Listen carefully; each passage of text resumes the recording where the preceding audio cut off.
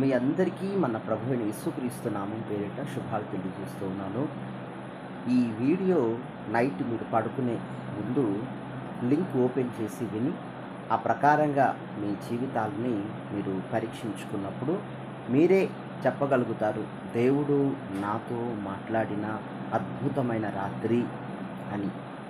దేవుడు ఎప్పుడూ కూడా ఒక మనుష్యుణ్ణి ఉన్నత స్థానంలో ఉంచిన లేక శ్రమల మార్గములలో నడిపించినప్పటికీ కూడా దేవుని ఎక్స్పెక్టేషన్ ఎలా ఉంటుంది అని అంటే,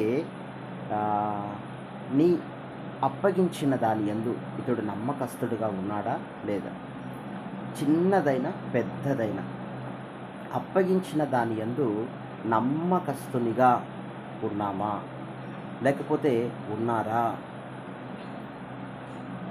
దేవునికి మన పట్ల ఒక ప్రణాళిక ఉంది. God has a plan. మన పట్ల ఆయనకు ఒక ప్రణాళిక ఉంది. అందుకే ఆయన మనతో మాట్లాడుతూ ఉన్నాడు.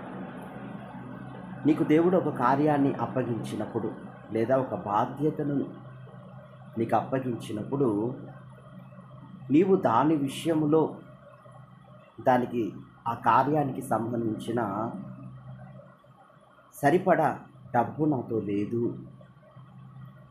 బలము నాతో లేదు, ఆ కార్యమునకు తగిన చురుకుదనము, ఆ కార్యానికి తగినటువంటి ఆరోగ్యము నా దగ్గర లేదు, లేకపోతే నాకు టైం లేదు, నాకు ఎనర్జీ లేదు, నాకు అంతగా మాటలు రావు, సరిగా మాట్లాడలేను, నాకు సరైన సహకారులు లేరు అనేటటువంటి విధానములో ఎన్నోసార్లు నువ్వు వాయిదా వేస్తూ ఉన్నావు. దేవుడు నీకు అప్పగించిన పనిని పక్కన పెట్టి ఎంతకాలం, ఎన్నాళ్ళు ఇంకా నీవు వాయిదా వేసే వ్యక్తిగా ఉంటావు.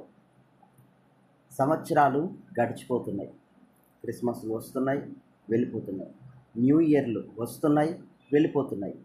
ఇంకా ఎన్నాళ్ళు, ఇంకా ఎన్నాళ్ళు, హౌ లాంగ్, ఇంకా ఎన్నాళ్ళు దేవునికి నీవు అప్పగించిన దాని యందు నిర్వర్తించకుండా ఆలస్యము చేస్తూ నీవు ఉంటావు. దేవుడే నీతో మాట్లాడుతున్నాడు. ఇంకా ఎన్నాళ్ళు?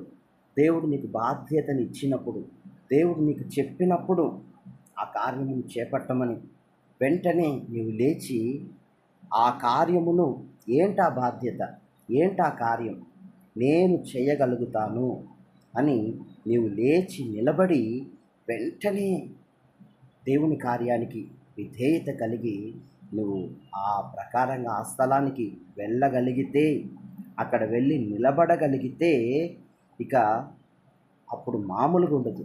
ఎందుకంటే నువ్వు దేవుని పవర్ చూస్తావు.